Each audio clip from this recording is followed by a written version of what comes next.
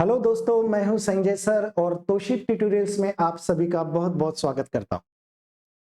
बच्चों, आज मैं आप लोगों को इंजीनियरिंग ग्राफिक का एक क्वेश्चन पेपर सॉल्व करके दिखाने वाला हूं। वो क्वेश्चन पेपर डी बाटू यूनिवर्सिटी का है, जो कि विंटर 2024 में जो एग्जाम हुआ था वो है। अभी यूट्यूब पे आप लोगों ने वीडियो देखा होगा, लेकिन वहां पे मैंने वो सिर्फ आंसर दिए थे।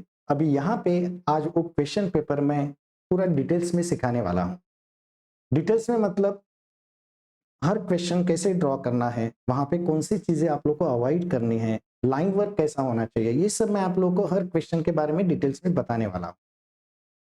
यहाँ पे देख सकते हैं आप लोग क्वेश्चन पेपर। पहला जो है ऑब्जेक्टिव क्वेश्चन है, उसके बाद कुछ थ्योरी क्वेश्चन रहे, तो वो सब मैं आप लोग को डिटेल्स में बताने वाला हूँ। ये सब मैं आप लोग को इसलिए दिखा रहा हूँ, देखो जैसे यहाँ पे प्रोजेक्शन ऑफ लाइन्स है, प्रोजेक्शन ऑफ पॉइंट्स है, प्रोजेक्शन ऑफ प्लेन्स है, प्रोजेक्शन ऑफ सॉलिड है, सेक्शन ऑफ सॉलिड है, ऑर्थोग्राफिक, सेक्शनल ऑर्थोग्राफिक। वो इसलिए बता रहा हूं कि अदर यूनिवर्सिटी में भी ये टॉपिक सेम है, तो वो स्टूडेंट भी ये वीडियो देख सकते हैं और अपने कंसेप्ट क्लियर कर सकते हैं। क्वेश्चन पेपर स्टार्ट करने से पहले मैं आप लोगों को डी बाटू यूनिवर्सिटी के लिए जो मैंने एप्लीकेशन बनाया है इंजीनियरिंग ग्राफिक का, उसके बारे में कुछ डिटेल्स में बताना चाहता हूँ। ज्यादा टाइम नहीं लगेगा। सी हियर,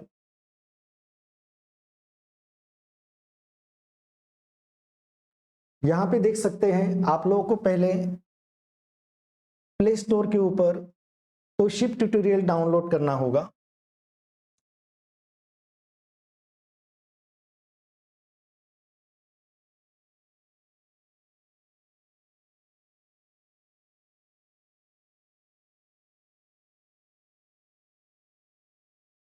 प्ले स्टोर पे जाके तोशिप ट्यूटोरियल डाउनलोड करना होगा और वहां पे डी बाटू यूनिवर्सिटी का एक फोल्डर है, वहां पे क्लिक करोगे तो आप लोग को इंजीनियरिंग ग्राफिक मिल जाएगा। इसमें टोटल 188 वीडियो अपलोड किए हैं पूरे ऑल सिलेबस के ऊपर। टोटल 5 यूनिट है और हर यूनिट के ऊपर तुम लोगों को 12 मार्क्स के क्वेश्चन आए। पहला जो यूनिट है इसमें इंट्रोडक्शन टू इंजीनियरिंग ड्राइंग, इसमें क्या है,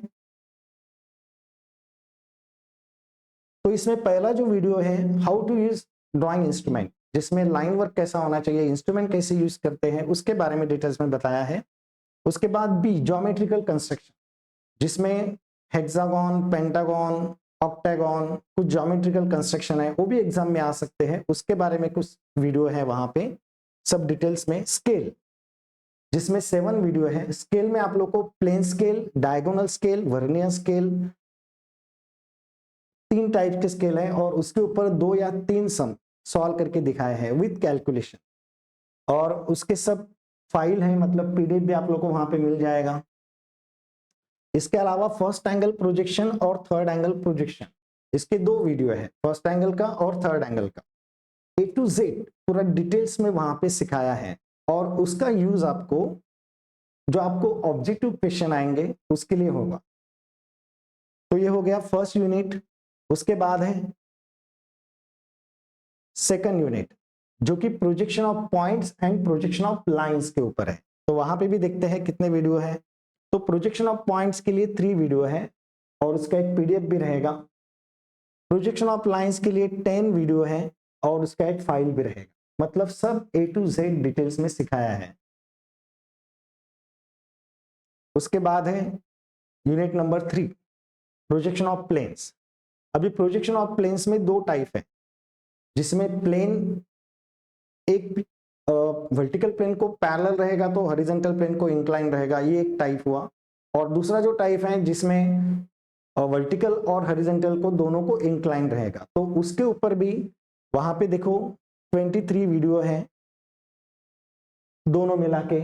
उसके बाद प्रोजेक्शन ऑफ सॉलिड, वहां पे 28 वीडियो है और उसके सब पीडीएफ भी आप लोग को वहां पे मिल जाएंगे।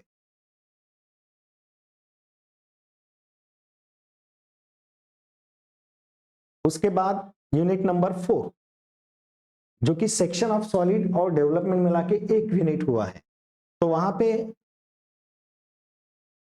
सेक्शन ऑफ सॉलिड के ऊपर 13 वीडियो है और डेवलपमेंट के ऊपर 16 वीडियो है और उसके पीडीएफ भी रहेंगे वहां पे। जैसा कि सेक्शन ऑफ सॉलिड में देखो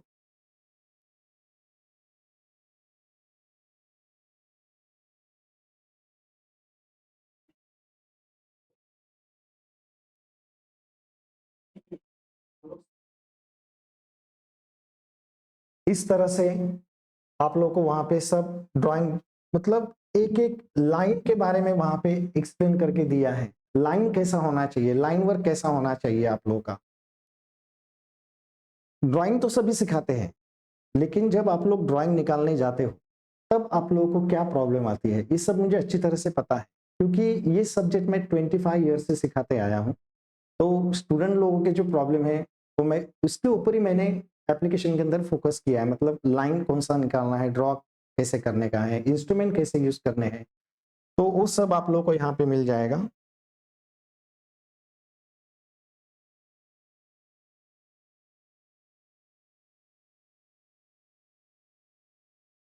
उसके बाद है ऑर्थोग्राफिक प्रोजेक्शन, जो कि 3 टॉपिक से बना हुआ है ये यूनिट।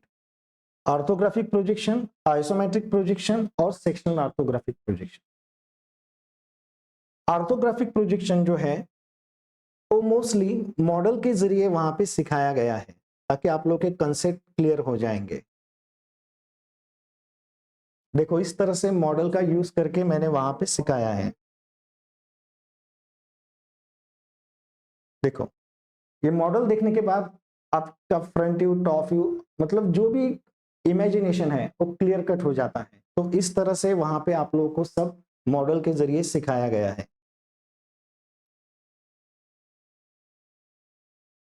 आइसोमेट्रिक में भी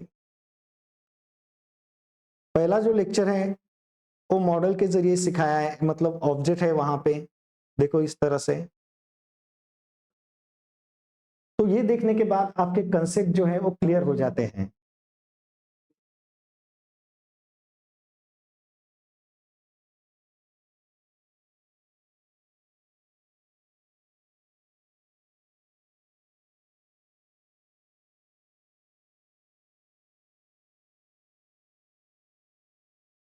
उसके बाद है सेक्शनल ऑर्थोग्राफिक। सेक्शनल ऑर्थोग्राफिक में भी आप लोग देख सकते हैं, देखो इस तरह से सेक्शनल कैसे करने का है, कौन सा लाइन कहाँ पे, मतलब सेक्शन लाइन कैसा होना चाहिए, कटिंग प्लेन लाइन कहाँ पे आना चाहिए, ये सब प्रैक्टिकली वहां पे एक्सप्लेन करके दिया है और ड्रॉ करके भी दिया है। उसके बाद है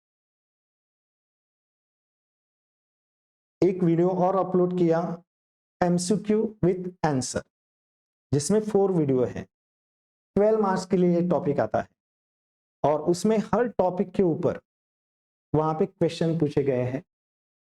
एक्चुअली आपको पढ़ाई जो है वो डिटेल्स में करना होगा, क्योंकि जो ऑब्जेक्टिव क्वेश्चन है वो सेक्शन ऑफ सॉलिड के भी ऊपर आ सकते हैं, प्रोजेक्शन ऑफ सॉलिड के भी ऊपर आ सकते हैं, फर्स्ट एंगल, थर्ड एंगल, मतलब ऑल ओवर सिलेबस के ऊपर ये ऑब्जेक्टिव क्वेश्चन आते हैं। तो उसके लिए भी वहां पे सेपरेट सेपरेट वीडियो बनाए हैं और लास्ट में आप लोग को उसका पीडीएफ भी दिया है।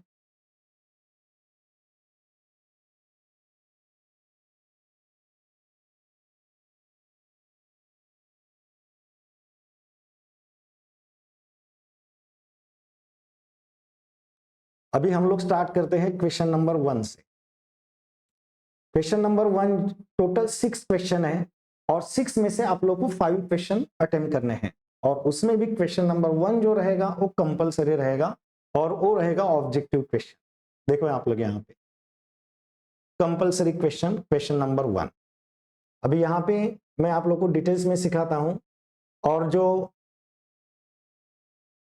रॉन्ग ऑप्शन है उसके बारे में भी बताता हूँ, कि मतलब आप लोग जब ऑब्जेक्टिव सॉल्व करोगे तो जल्दबाजी मत करो, मतलब जल्दी जल्दी में भी कोई भी क्वेश्चन ऐसा आंसर सिलेक्ट मत करो, वहां पे मत लिखो, अच्छी तरह से समझो, जो रॉन्ग दिए है उसको भी समझो कि क्या दिया है वहां पे, उसके बाद सिलेक्ट करो। जैसा फॉर एग्जांपल पहला question, a set square are primarily used for drawing with angles.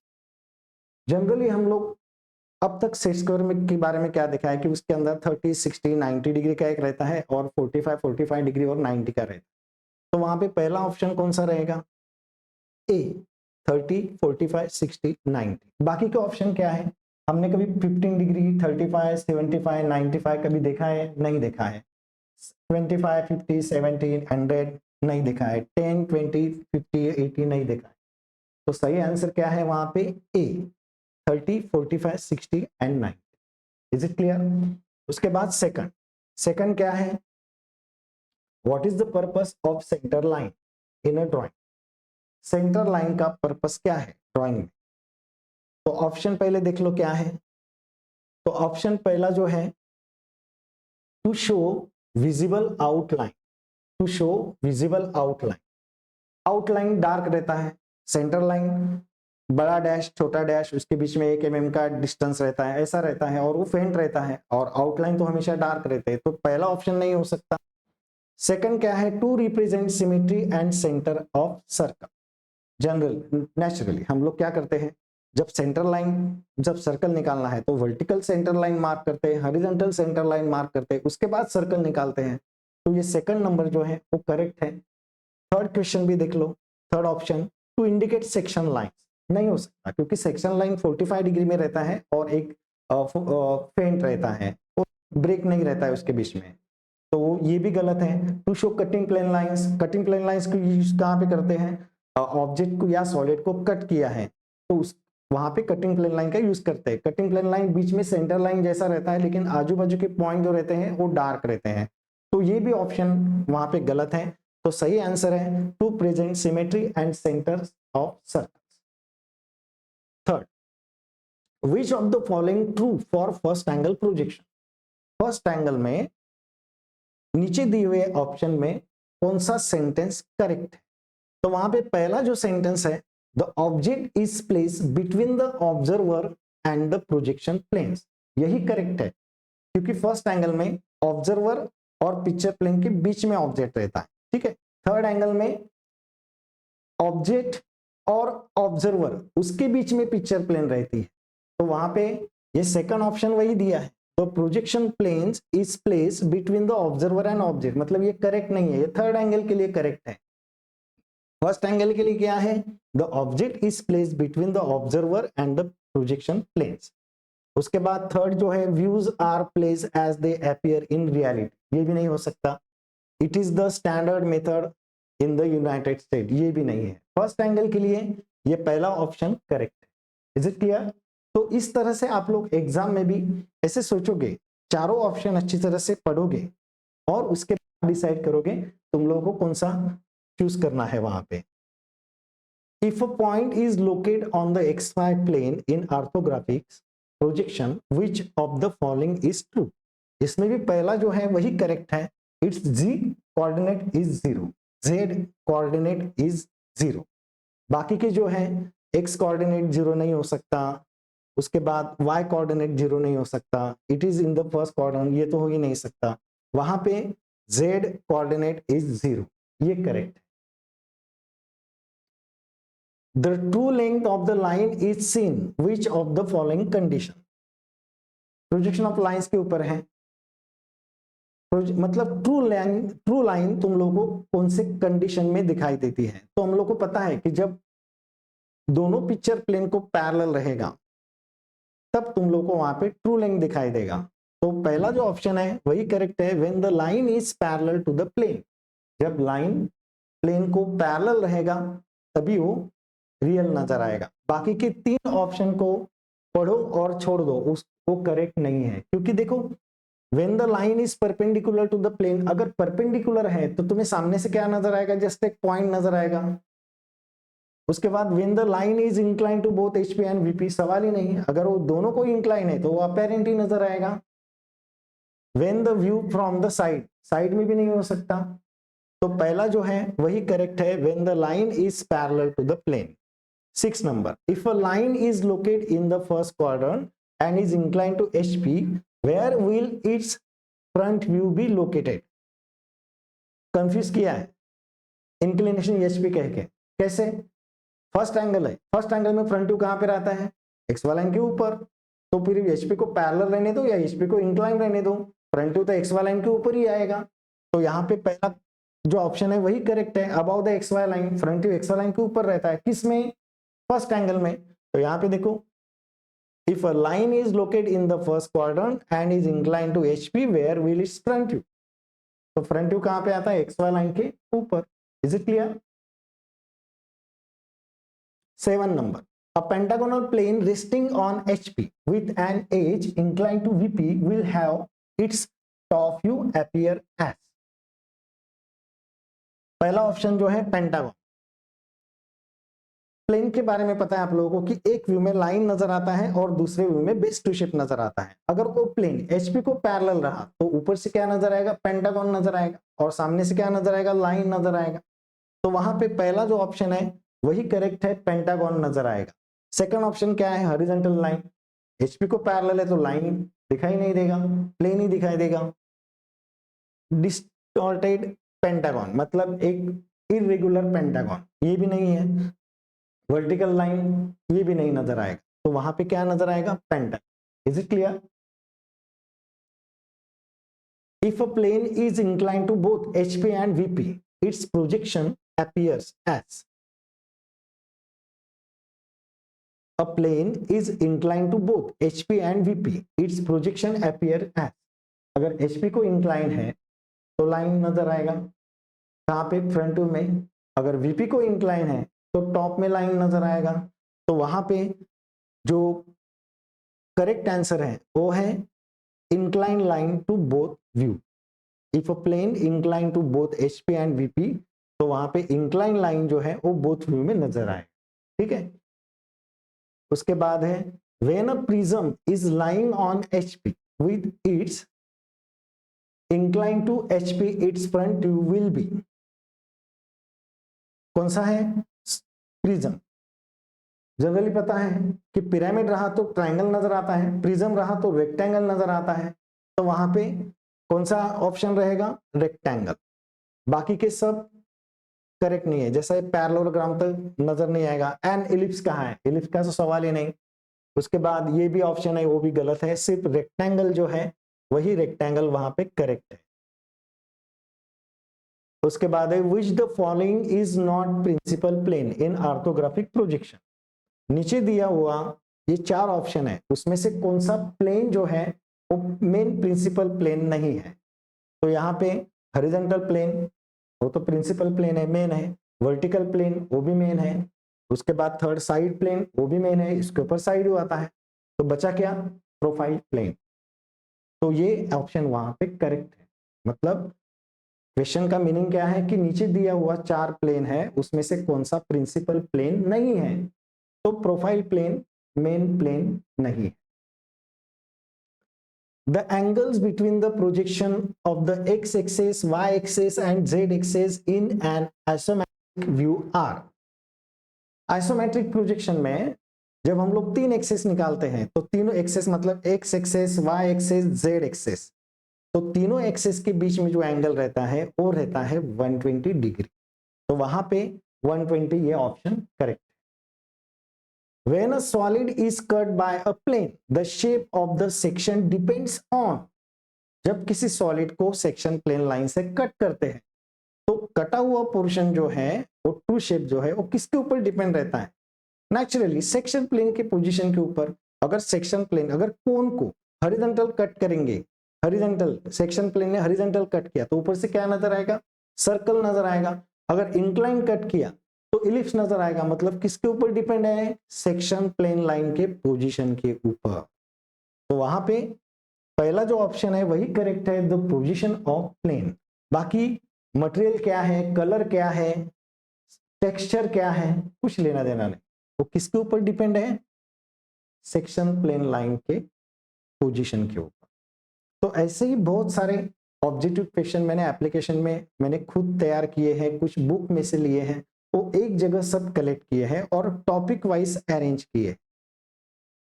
अभी हमारा नेक्स्ट क्वेश्चन है, ये तो थ्योरेटिकल क्वेश्चन है जिसमें आप लोगों को कहा गया है कि लाइन का डेफिनेशन बताओ या फिर इसके डिस्क्रिप्शन और जनरल एप्लीकेशन। तो यहाँ पे 3 टाइप की लाइन दिए हुए हैं। और सेकंड क्वेश्चन जो है वो डायमेंशन का अलाइन सिस्टम और यूनिडायरेक्शनल सिस्टम, इसका डेफिनेशन और उसमें क्या डिफरेंस है वो फिगर के जरिए एक्सप्लेन करके दो। अभी लाइन का जो क्वेश्चन है वो देखो इस तरह से, आप लोग को शायद असाइनमेंट में मिला होगा लाइंस के बारे में, तो चार्ट वहां से आप लोग को मिल जाएगा।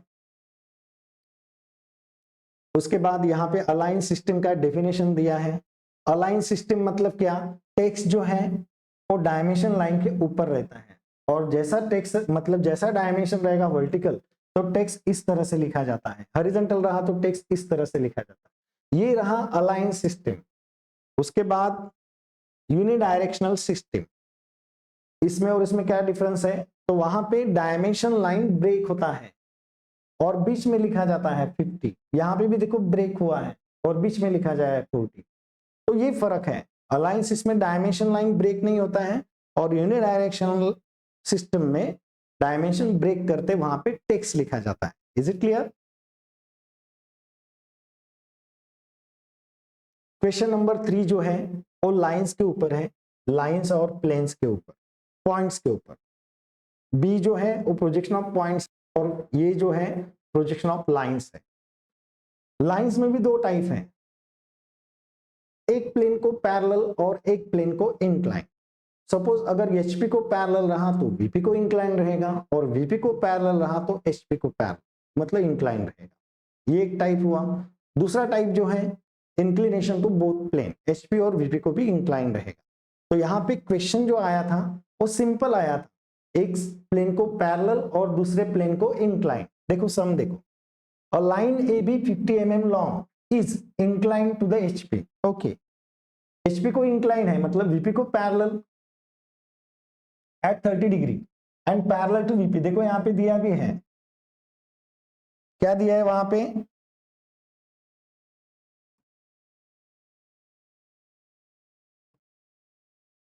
Parallel to VP, the end nearest to the HP is 40 mm and above it and 25 mm in front of the VP. Draw the projection. एकदम सिंपल सा है, एक्स वाई लाइन के ऊपर अबाउ द एचपी रहा तो x Y line के ऊपर, in front of VP रहा तो एक्स वाई लाइन के नीचे। ए पॉइंट का पोजीशन 40 mm ऊपर है और 25 mm नीचे है। अभी पैरेलल टू वीपी है तो parallel line X Y line के नीचे जाएगा, तो देखो यहाँ पे एक्स वाई लाइन के नीचे पैरेलल लाइन बना हुआ है, और एंगल कितना दिया हुआ है 30 डिग्री। तो 30 डिग्री के ऊपर आप लोग 50 का लाइन निकालो, उसका प्रोजेक्शन लेके नीचे आओ, ये मिल जाएगा टॉप व्यू, ये मिल गया फ्रंट व्यू। बस इतना ही निकालना है, 6 मार्क्स हो गए। लेकिन क्वेश्चन को अच्छी तरह से पढ़ोगे, उसके बाद सॉल्व करोगे।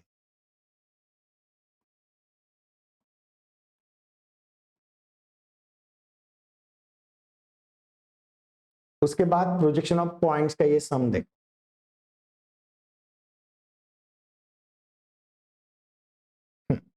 ठीक है, प्रोजेक्शन ऑफ पॉइंट का जो सम है, बहुत सारे स्टूडेंट ने उसको ऑप्शन में डाला, बहुत सारे स्टूडेंट ने सॉल्व नहीं किया, क्योंकि थोड़ा अलग है। क्या अलग है इसके अंदर, जैसा कि आप लोग को पता है प्रोजेक्शन ऑफ पॉइंट्स में अगर फर्स्ट एंगल रहा तो सेंटेंस क्या रहता है, about the HP in front of VP. तो ये सेंटेंस देखने के बाद आप लोग को समझ में आता है कि फर्स्ट एंगल का सम। सेकंड एंगल में क्या रहता है, behind the VP and about the HP. ये सेंटेंस आया तो सेकंड एंगल हो गया। थर्ड एंगल का क्या है, below the HP and behind the VP, तो थर्ड एंगल हो गया। और फोर्थ एंगल का क्या है, below the HP and in front of VP, ये फोर्थ एंगल हो गया। लेकिन इस सम में ऐसा कुछ भी नहीं है, इसमें क्या दिया है, ऑक्सिलरी वर्ड दिया।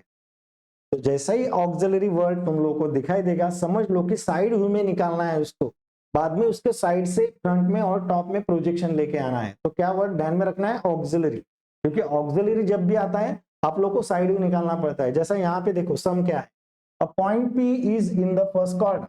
ओके, ये डिसाइड हो गया कि फर्स्ट क्वाड्रेंट में है। Its shortest distance from the intersection point HP and VP and auxiliary vertical plane perpendicular to HP and VP is 70 mm. उसका जो auxiliary distance है, जहां पे HP और VP मिलती हैं, वहां से उसका auxiliary distance कितना है, यहां से लेके यहां तक 70। कितना है, यहां से लेके यहां तक 70। ओके, उसके बाद आगे क्या कहा है, it is equidistance from principal plane HP and VP। अभी जैसा कि आप लोग देख रहे हैं, यहाँ पे मैंने 70 डिग्री का लाइन मार्क किया है साइड व्यू में, जहां पे x1 y1 मीट होता है, वहां से मुझे ये पॉइंट P मिल गया 70 डिस्टेंस के ऊपर, करेक्ट। लेकिन मैंने ये 45 डिग्री कहां से लाया भाई, हाँ तो दिया हुआ नहीं है। तो 45 डिग्री मुझे इस सेंटेंस से मिला। कौन सा sentence, it is equidistance from principal plane HP and VP। मतलब HP से और VP से वो दोनों सेम डिस्टेंस के ऊपर है। तो दोनों सेम डिस्टेंस के ऊपर मतलब यहां से ये लेंथ जितना है उतना ही ये लेंथ हुआ, यहां से अबव द HP ये जितना है उतना ही ये हुआ। मतलब क्या बन गया, मुझे वहां पे स्क्वायर मिल गया। और मैं अगर ये डायगोनल ज्वाइन करता हूं तो स्क्वायर के डायगोनल कितने डिग्री पे रहते हैं, 45 डिग्री पे। तो मैंने क्या किया, 45 डिग्री के ऊपर एक लाइन मार्क किया, वहां पे 70 डिस्टेंस मार्क किया और 70 डिस्टेंस वहां पे मिल गया मुझे P डबल डैश, ठीक है। और उसका फ्रंट में प्रोजेक्शन लेके आया और उसका टॉप में भी प्रोजेक्शन लेके आया। तो एक्स वाई लाइन से उसने क्या कहा है कि इक्वी डिस्टेंस, तो एक्स वाई लाइन से ये 49.5 आया, दूसरा भी 49.5 ही आना चाहिए। अगर 1-2 mm का भी डिफरेंस आता है तो रॉन्ग होता है, लेकिन रॉन्ग भले ही आ जाए तुम लोग क्या लिखोगे वहां पे, ये 49.5 आया तो ये भी 49.5 ही होना चाहिए। भले ही थोड़ा सा 1-2 mm का डिफरेंस आ जाए, लेकिन दिखाते वक्त आप लोग सॉल्यूशन में दोनों इक्वल दिखाओगे, क्योंकि वहां पे कहा है it is equidistance from principal plane. Clear हुआ। कभी तुम लोग को ऑक्सिलरी का एंगल दिया रहेगा, कभी विदाउट एंगल दिया रहेगा और ऐसा 70 डिस्टेंस दिया रहेगा। तो ध्यान में क्या रखना है कि भाई पॉइंट के लिए अगर ऑक्सिलरी वर्ड आता है तो साइड में निकालो और वो साइड में से प्रोजेक्शन लेके आओ। बाकी सेकंड थर्ड फोर्थ एंगल जो सम है तो आप लोग को पता ही है। अभी क्वेश्चन नंबर 4A जो है वो प्रोजेक्शन ऑफ प्लेन्स के ऊपर है, ठीक है। अभी दिख रहा है, ओके। थोड़ा सा जूम करता हूं। ओके, पहले सम देखो क्या है। प्रोजेक्शन ऑफ प्लेन्स में आप लोगों को पता है कि इन द HP रहा तो base to shape X Y line के नीचे, इन द VP रहा तो base to shape X Y line के ऊपर। दो इंक्लिनेशन एंगल रहते हैं, इन द HP रहा, बेस इन द HP रहा तो पहला इंक्लिनेशन HP से रिलेटेड लेते हैं, बाद में VP से रिलेटेड है। अगर बेस इन द VP है तो पहला इंक्लिनेशन VP से रिलेटेड, उसके बाद HP से रिलेटेड। और पहले भी वीडियो मैंने आप लोगों को बताया था कि अल्फा बीटा फाइंड आउट करना पड़ता है। मतलब अगर थर्ड थर्ड पोजीशन में हम लोग अगर वही लाइन वहां पे नहीं लेके जा सकते अगर वो अपेरेंट हुआ है तो, लेकिन अपेरेंट नहीं हुआ है तो वहां पे करने की जरूरत नहीं रहता है। जैसा कि ये सम है, draw the projection of regular hexagon plane of 25 mm side having one of its side in HP, side in HP मतलब base to shape X Y line के नीचे। अब उसके बाद हेक्सागोन कैसे निकालना है, हेक्सागोन तो दो तरीके से निकालते हैं, एक में कॉर्नर लेफ्ट और राइट में होना चाहिए और एक में बेस लेफ्ट और राइट में होना चाहिए। तो किसका जिक्र हुआ है यहाँ पे, तो यहाँ पे जिक्र हुआ है साइड का, साइड्स इन द HP। तो साइड मतलब लेफ्ट और राइट में तुम लोग का साइड होना चाहिए, बराबर। तो ये तो डिसाइड हुआ कि बेस्ट इनिशियल पोजीशन तैयार हो गया आप लोगों का, एक्स वाई लाइन के नीचे हेक्सागोन निकालना है और ऊपर लाइन आने वाला है और पहला इंक्लिनेशन HP से रिलेटेड लेना है, उसके बाद VP से रिलेटेड लेना है। ये फिक्स हो गया। आगे देखते हैं, वही जो साइड है वही साइड VP को 60 डिग्री इंक्लाइन कर रही है, making an angle 45 degree with the HP। और सरफेस जो है surface making an angle 45 degree to HP, मतलब 45 डिग्री पहला और 60 डिग्री दूसरा। तो यहाँ पे 45 डिग्री जो है 45 डिग्री मार्क किया मैंने यहाँ पे।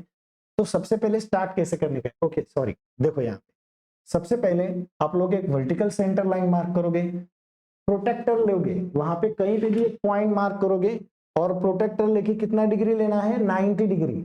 90 डिग्री लेने के बाद हॉरिजॉन्टल सेंटर लाइन मार्क करोगे, साइड कितना है 25, तो कंपास में 25 डिस्टेंस लेके एक फेंट सर्कल मार्क करोगे। सर्कल का पॉइंट कहां पे रखोगे, यहाँ पे, और कंपास में डिस्टेंस लेके कितना 25, एक पॉइंट रखोगे यहाँ पे, एक पॉइंट रखोगे यहाँ पे और सर्कल को इस साइड में इंटरसेक्ट करोगे और इस साइड में इंटरसेक्ट करोगे। दूसरा पॉइंट रखोगे यहाँ पे और सर्कल को इंटरसेक्ट करोगे यहाँ पे और यहाँ। बाद में ये सब पॉइंट अगर तुम लोग ज्वाइन करते हो तो तुम्हें क्या मिलता है, regular hexagon. Is it clear? ये मिल गया तुम लोगों को रेगुलर हेक्सागोन, क्योंकि लेफ्ट और राइट में क्या आ गया, बेसेज आ गया। अगर तुम लोग को कॉर्नर का पोजीशन कहा गया रहे तो तुम लोग क्या करते, पॉइंट कहां पे रखते, यहाँ पे रखते और एक इस साइड में इंटरसेक्ट करते और एक इन साइड। हो गया, उसको नेमिंग दिया A B C D E F। सब प्रोजेक्शन ऊपर लेके जाओ और A B dash, F C dash, E D dash. अभी इस जो लाइन है, मतलब ये जो फ्रंट व्यू है, उसे हमें कितने डिग्री पे मार्क करना है? 45 डिग्री पे। तो 45 डिग्री के ऊपर उसे मार्क कर दोगे, वहां पे नंबर जो है कंपास के जरिए ट्रांसफर कर दो, सब नीचे लेके आओ, इस नंबर से मीट कराओ, ये सेकंड पोजीशन मिल गया, इजी है। सिर्फ ये जो प्रोजेक्शन लाइन है वो वर्टिकल लाइन को पैरेलल होनी चाहिए, और ये जो हॉरिजॉन्टल लाइन है वो हॉरिजॉन्टल लाइन को पैरेलल होनी चाहिए। Is it clear? ओके, तो यहाँ पे A B C D E F ये हो गया। अभी उसके बाद वीपी को क्या इंक्लाइन करना है? वही बेसिस वीपी को इंक्लाइन करना है। तो पहले पता करते हैं कि वो बेसिस कम हुआ है क्या। तो भाई ये ए बी है, ये यहीं पे आ गया, मतलब 25 है, वो कम नहीं हुआ है, तो वहां पे अल्फा बीटा का कोई कंस्ट्रक्शन फाइंड आउट नहीं करना पड़ेगा, जो है वैसा का वैसा वहां पे इंक्लाइन करना है। अगर कभी कभी कम होने के बाद भी अल्फा बीटा फाइंड आउट नहीं करना पड़ता है, क्यों? क्योंकि वहां पे कहाँ रहता है कि जो टॉप व्यू आया है, जो फ्रंट व्यू आया है, उसे इंक्लाइन करो, तो तभी भी तुम लोगों को वो इंक्लाइन नहीं करना। तो वहां पे 60 डिग्री के ऊपर एक लाइन मार्क करोगे, वो रहेगा तुम लोगों का ए बी। फिर कंस्ट्रक्शन अच्छी तरह से देखो मैं कैसे ट्रांसफर कर रहा हूं।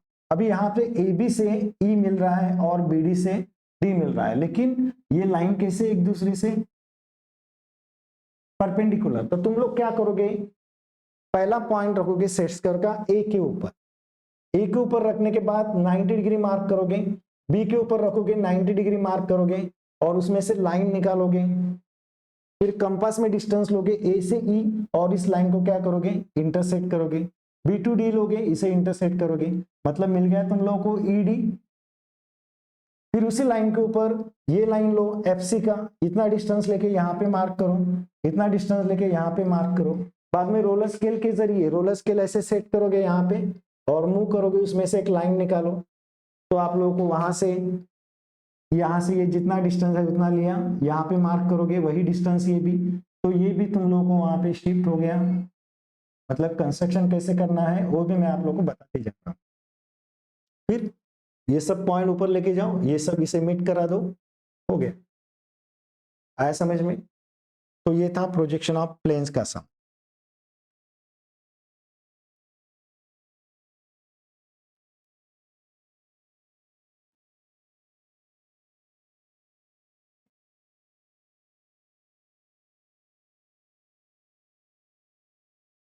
अभी क्वेश्चन नंबर 4B, जो कि प्रोजेक्शन ऑफ सॉलिड के ऊपर है। ठीक है, नजर आ रहा है? ओके, मैं पढ़ाऊंगी वही, उसके बाद भी आप लोगों को अच्छी तरह से नजर आ जाए। क्या सम दिया है? और स्क्वायर पिरामिड। स्क्वायर पिरामिड कहते ही तुम लोग के सामने आना चाहिए कि भाई एक व्यू स्क्वायर नजर आने वाला है और दूसरा व्यू ट्रायंगल नजर आने वाला है, क्योंकि पिरामिड है। बहुत बार क्या होता है, बोला रहता है स्क्वायर पिरामिड, और आप लोग गलती से स्क्वायर प्रिज्म निकाल देते हो, मतलब ऊपर रेक्टेंगल निकाल देते हो, तो ऐसा नहीं होना चाहिए। तो पिरामिड कहते ही triangle.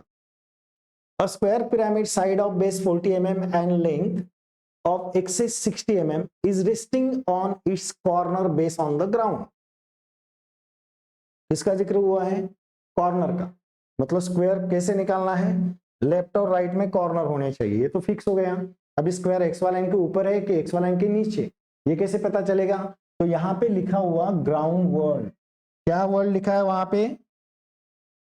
Ground. Ground means HP, मतलब बेस ऑन द एचपी हुआ, तो base to shape X Y line के नीचे और long view X Y line के ऊपर, ये भी फिक्स हो गया। तो एचपी है, तो पहला इंक्लिनेशन एचपी से रिलेटेड। आगे देखते हैं, with an edge of the base through that corner making an angle 60 degree with HP। ये हुआ तुम लोगों का 60 डिग्री का, ये हुआ फर्स्ट एंगल, मतलब पहला तुम्हें ये लेना है। उसके बाद the apex is away from the observer and axis parallel to HP. Draw the projection if the axis inclined to VP at 20 degree. ये हुआ सेकंड, डिसाइड हो गया। ये सेकंड एंगल है और ये फर्स्ट एंगल। तो फर्स्ट एंगल में क्या इंक्लाइन करने को बोला है? एक्सिस तो बोला नहीं है, उसने क्या कहा है कि with an edge of the base through that corner making an angle 60 degree with the HP. उस कॉर्नर में से जाने वाला ये जो एज है, इस एज को कितनी डिग्री पे इंक्लाइन करना है? 60 डिग्री पे। समझ में आया? बाद में इसे 60 डिग्री पे इंक्लाइन करोगे, फिर कंपास में डिस्टेंस लोगे, ए से लेके ओ, पॉइंट रखोगे ए के ऊपर, एक ऐसे चाप ड्रॉ करोगे, वही डिस्टेंस ओ टू सी है, पॉइंट रखोगे सी के ऊपर और इस चाप को क्या करोगे? इंटरसेक्ट करोगे। तो ये दोनों पॉइंट अगर आप लोगों ने ज्वाइन कर दिए तो तुम लोगों को मिलेंगे वहां पे ये ट्रायंगल। अभी कुछ और एक्स्ट्रा भी बताता हूं। कभी कभी कहा रहता है कि उसका एक्सिस 30 डिग्री पे इंक्लाइन करो, एक्सिस को 30 डिग्री पे इंक्लाइन, तो वहां पे तुम लोगों को ये शेप भी चेंज नहीं होना चाहिए, एंगल भी एक्सिस का 30 डिग्री आना चाहिए, कॉर्नर भी एक्स वाई लाइन को टच करके होना चाहिए। तो इतने सारे थिंग एक ही कंस्ट्रक्शन में कैसे पॉसिबल होगा? तो वहां पे थ्योरम यूज करना पड़ता है राइट एंगल का, 30 60 90। कैसे? अगर तुम लोग को समझ लो कि यहाँ पे एक्सिस जो है वो 30 डिग्री पे इंक्लाइन करना है, तो आप लोग क्या करोगे? बेस को 60 डिग्री पे लोगे, बेस को 60 डिग्री पे लोगे, ये जो डिस्टेंस है वो मार्क करोगे, ओ जैसा अभी बताया वैसे मार्क करोगे, ओ में से और इस पॉइंट में से अगर आप लोगों ने ये लाइन यहाँ पे एक्सटेंड किया तो ये मिल जाएगा आप लोगों को 30 डिग्री। मतलब पहले एक्सेस इंक्लाइन नहीं करना पड़ेगा अगर एक्सेस 30 डिग्री दिया रहेगा तो। सपोज अगर तुम लोगों को कहा गया कि एक्सेस को 45 डिग्री पे इंक्लाइन करो, तो बेस को कितने डिग्री पे इंक्लाइन करना पड़ेगा? 45 डिग्री पे। तो बेस को तुम लोग कितने डिग्री पे इंक्लाइन करोगे? 45। तो अपने आप एक्सेस कितने डिग्री पे आ जाएगा? 30 डिग्री। मतलब वो थ्योरम तुम लोगों को वहां पे यूज करना है, ठीक है। उसके बाद ऊपर से देखोगे तुम लोग, ये सब प्रोजेक्शन नीचे लेके आओगे, उसी प्रोजेक्शन से इसी प्रोजेक्शन से मिट कराओ। अभी सवाल ये है कि कौन सा डार्क कौन सा डॉटेड, उसमें बहुत सारे स्टूडेंट का कंफ्यूजन होता है। तो सबसे पहले एक बात ध्यान रखो, आउटलाइन जो रहता है वो आउटलाइन हमेशा डार्क रहता है। Then how to decide outline, कैसे डिसाइड करोगे? तो स्केल लेने का, स्केल लेने के बाद O टू D ज्वाइन करो, बाहर कोई पॉइंट है क्या स्केल के? नहीं है, मतलब ये आउटलाइन हो गया। D टू A सिलेक्ट करो, बाहर कोई पॉइंट नहीं है, A to O A to B outline, B to O out, हो गया आउटलाइन। आउटलाइन कैसे है? डार्क हो गया। अभी रहा सवाल डॉटेड का, तो डॉटेड के लिए एक्स वाई लाइन के नजदीक कौन सा पॉइंट आया है? सी पॉइंट आया है। तो सी में से जितनी भी लाइन निकलेगी वो सब डॉटेड बनेगी। तो सी में से कौन सी लाइन निकलेगी ये हमें कहाँ पे पता चलेगा? यहाँ पे पता चलता है। C to D, C to B, C to O, ये सब लाइन डॉटेड बनने वाली है। तो सी से लेके डी, सी से लेके बी, सी से लेके वो डॉटेड। लेकिन यहाँ पे तो डॉटेड दिखाया नहीं है, वो इसलिए नहीं दिखाया है कि आप लोग ऊपर से देख रहे हो तो ए टू ओ तुम लोग को दिखाई देगा, इसलिए ए टू ओ डार्क आ गया और उसके पीछे सी टू ओ डॉटेड ओवरलैप हो गया।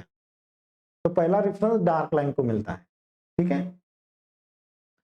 अभी सबसे इंपॉर्टेंट, अभी वहां पे क्या कहा गया है कि भाई उसका जो एक्सेस है वो एक्सेस 20 डिग्री पे वीपी पे इंक्लाइन।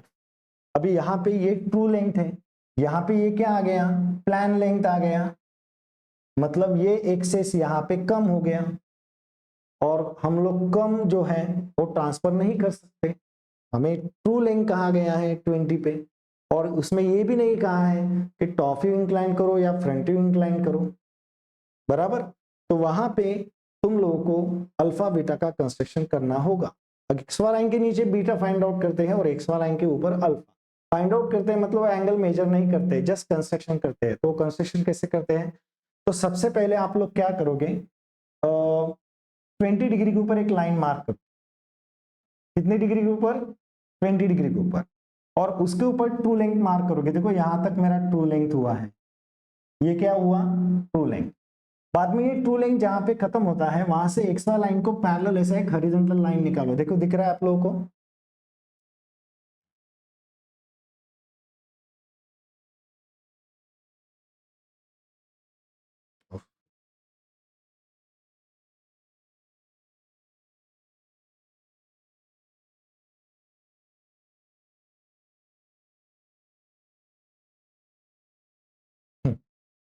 ये ट्रू लेंथ मैंने मार्क किया है यहाँ पे।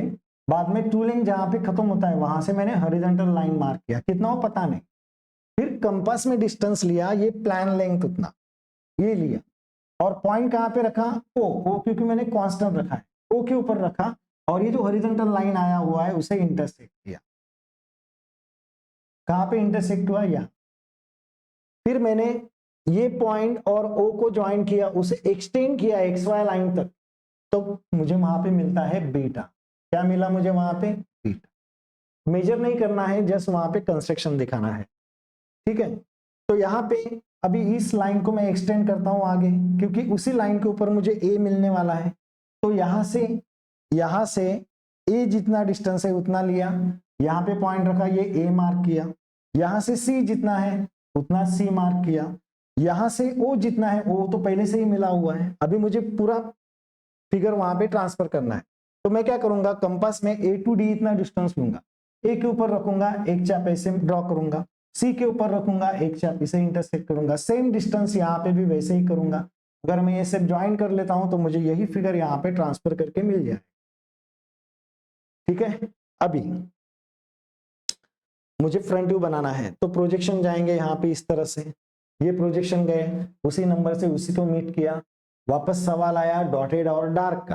तो पहले मैं क्या सिखाया कि आउटलाइन, तो ओ टू ए अगर ज्वाइन करोगे तो बाहर कोई पॉइंट नहीं है, आउटलाइन हो गया। A to D outline, D to C outline, C to O outline. अभी डॉटेड के बारे में, यहां पे कंडीशन क्या था कि ओ जो है वो ऑब्जर्वर से दूर होना चाहिए, मतलब वीपी के नजदीक है। और बेस किसके नजदीक है, बेस मेरे तरफ है, मतलब ऑब्जर्वर की तरफ। तो बेस मुझे दिखाई देगा, इतना कंफर्म है, बराबर। तो बेस को मैं पहले डार्क करके लेता हूं, A B C D dark करके लिया। अब ये बेस के लाइन को जितना भी लाइन इंटरसेक्ट करके जाएगी वो सब डॉटेड बनेगी। तो वहां पे मैंने बेस को डार्क कर लिया। तो और वैसे भी D point X Y line के नजदीक आया है, तो डी में से निकलने वाली line D to A outline में कन्वर्ट हो गया, डी टू सी आउटलाइन में कन्वर्ट हो गया, रह गया क्या, डी टू ओ।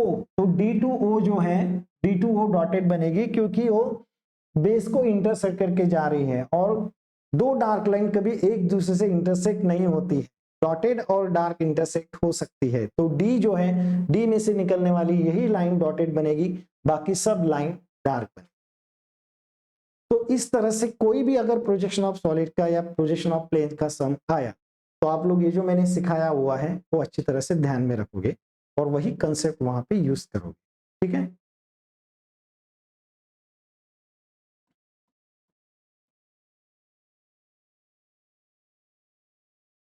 हमारा नेक्स्ट क्वेश्चन है कोन का, टू स्टेज वाला। वहां पे क्या कहा है कि एक कोन है 60 डायमीटर और उसका हाइट कितना है 60 mm, is resting on HP on one of it's generator.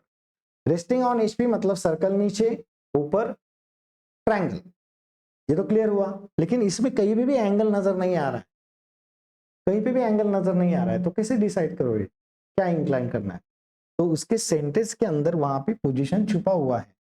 भाई वो किसके ऊपर रेस्टिंग कर रहा है, वन ऑफ इट्स जनरेटर, उसको क्या कर दिया है, उसको सुला दिया है वहां जनरेटर के ऊपर, यही उसका पोजीशन हुआ, कोई इंक्लाइन करने की जरूरत नहीं।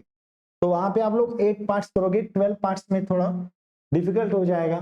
तो वहां पे 5 to O यहाँ पे मार्क करोगे, बाद में 5 to 1 लो, एक ऐसे चाप ड्रॉ करोगे,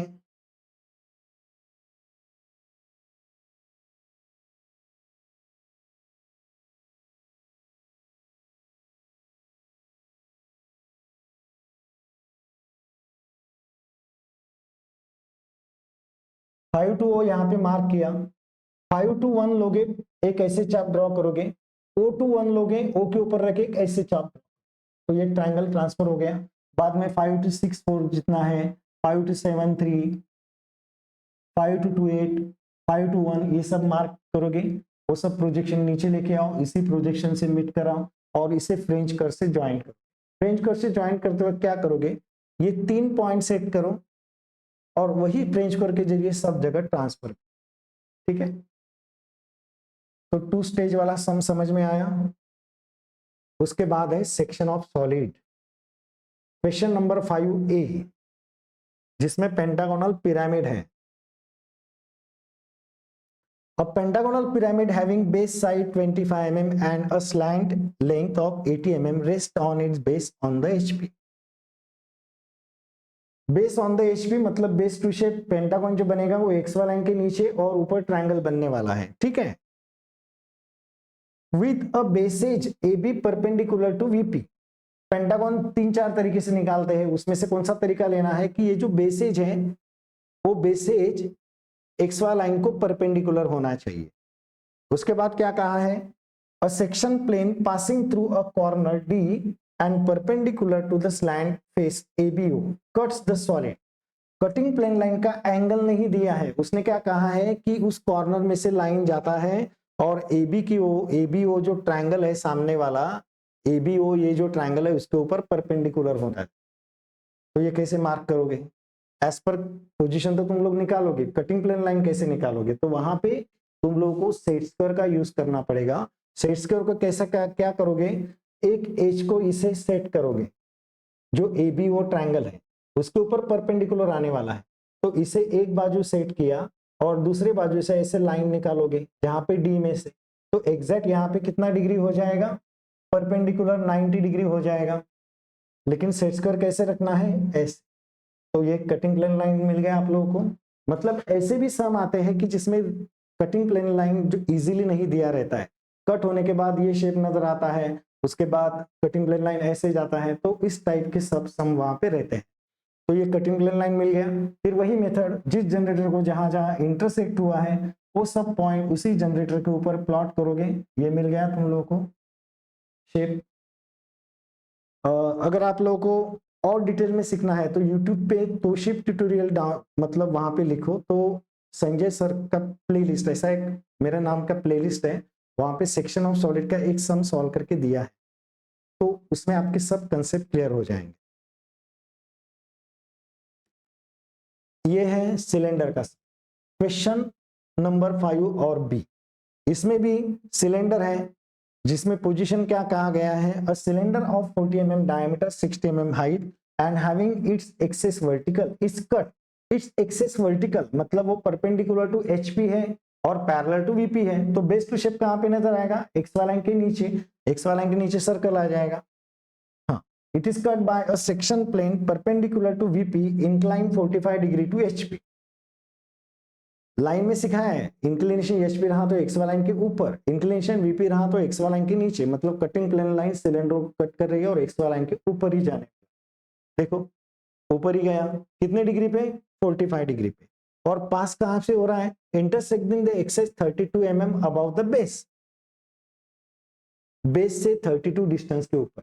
तो 32 डिस्टेंस के ऊपर तुम लोग पॉइंट मार्क करोगे और प्रोटेक्टर ऐसे ऐसे रखने के बाद कितना डिग्री है, 45 डिग्री, 45 डिग्री मार्क किया, वहां पे ये कटिंग प्लेन लाइन निकाल।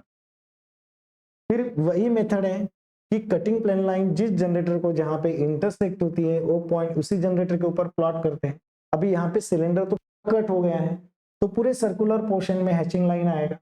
साइड व्यू के लिए क्या करोगे, 7 8 6 1 5 2 4 5 ये पॉइंट गए, तो उसी जनरेटर के ऊपर उसी जनरेटर के पॉइंट प्लॉट करके ये फ्रेंच कर्व से कनेक्ट करो। और ट्रू शेप निकालने के लिए आप लोग क्या करोगे, ये कटिंग प्लेन लाइन को पैरेलल ऐसे रोलर स्केल रखोगे, उसे मूव करोगे और कितने भी डिस्टेंस के ऊपर ऐसा एक सेंटर लाइन मार्क करो।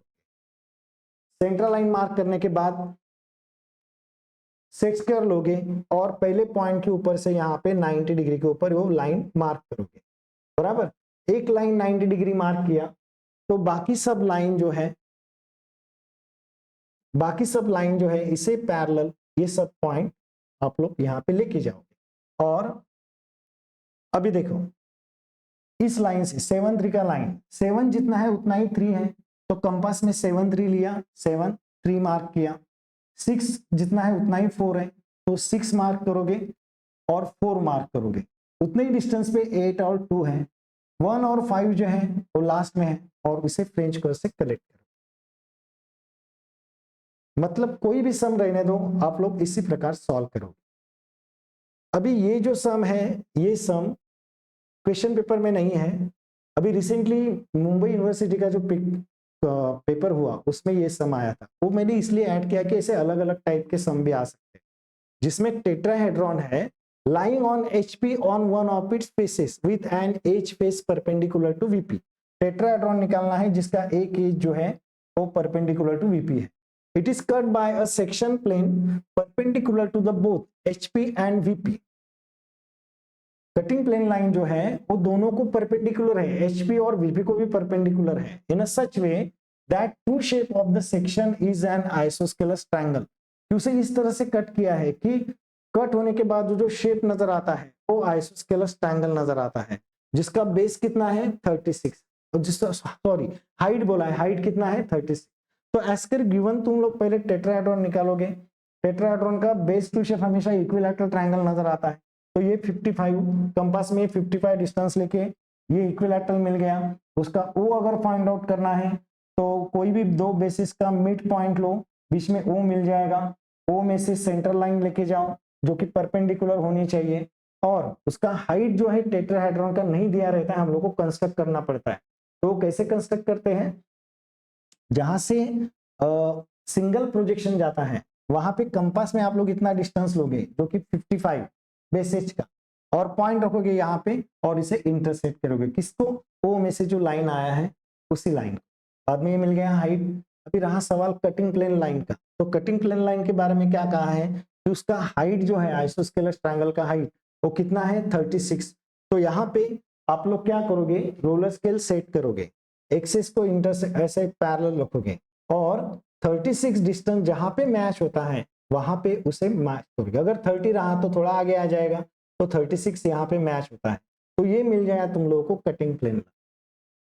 फिर उसका बेस टू शेप निकालना है साइड व्यू में, तो ये ए का प्रोजेक्शन, सी का प्रोजेक्शन, बी का प्रोजेक्शन और ये ओ का प्रोजेक्शन। ये हाइट जो है, हाइट का ये प्रोजेक्शन गया 36 और बेस को यहाँ पे कट किया है, ये बेस की पोजीशन आप लोग लेके जाओगे बेस के ऊपर, इसे ज्वाइन करोगे तो ये मिल गया तुम लोगों को बेस टू शेप जिसका हाइट कितना है 36। तो इस तरह के भी सम आप लोगों को आ सकते हैं। उसके बाद है डेवलपमेंट। डेवलपमेंट में ये सम एकदम क्रिटिकल है। देखो ये सॉल्यूशन के बजाय में जो मैंने जो निकाला है ना उसके जरिए आप लोग को एक्सप्लेन करके देता हूं। देखो वहां पे इक्विलैटरल ट्रायंगल है, ट्रायंगुलर पिरामिड है, क्या है ट्रायंगुलर पिरामिड, जिसका साइड कितना है, जिसका साइड 30 है, यहाँ पे डायमेंशन लिखना भूल गया है 30, तो 30 लोगे कंपास में, ये 30 लेके ये मिल गया तुम लोगों को इक्विलैटरल ट्रायंगल। फिर ओ कैसे निकालना है, दो दो बेसेस ज्वाइन करो, वो मिल जाएगा, ओ में से सेंटर लाइन लेके जाओ, 2 और 3 का प्रोजेक्शन, 1 का प्रोजेक्शन।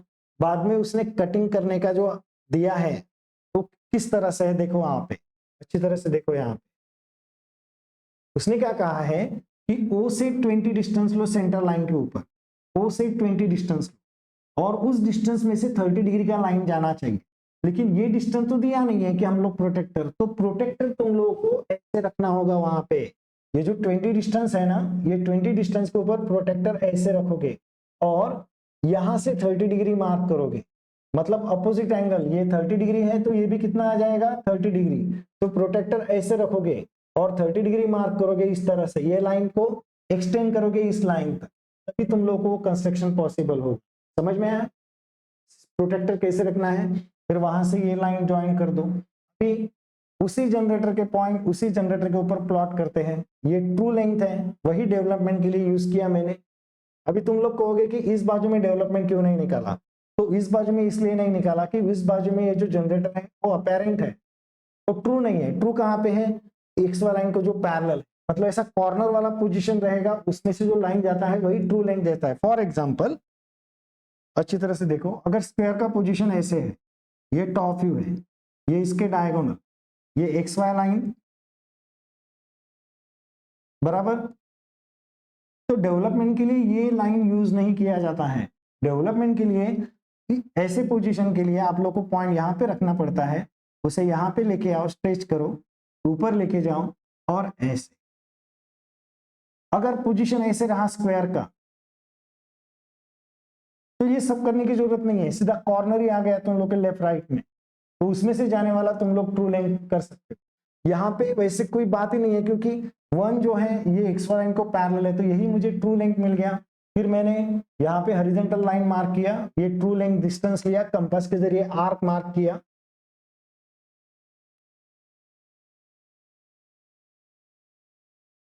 आर मार्क करने के बाद वहां पे ट्रायंगुलर प्रिज्म है, पिरामिड है, तो बेस इतना डिस्टेंस लेके 3 बार इस आर्क को कट किया, ये ज्वाइन किया यहाँ पे, ये 1 नंबर 2 नंबर 3 नंबर वापस 1, क्योंकि 1 में 1 ज्वाइन करोगे तभी तुम लोग का ट्रायंगुलर बनेगा।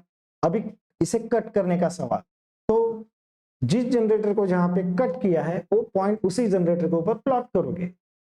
तो यहाँ पे 1 को 2 जगह कट किया है, देखो कि यहाँ पे और एक यहाँ पे, तो लाइन के जरिए उसे ट्रांसफर करना है, एक 1 इस 1 के ऊपर और एक इस 1 के ऊपर। यहाँ पे भी कौन सा है 1, दोनों के ऊपर लेके गया मैं, नाम क्या दिया है उसको, B double dash A double dash B double dash A double dash, बराबर।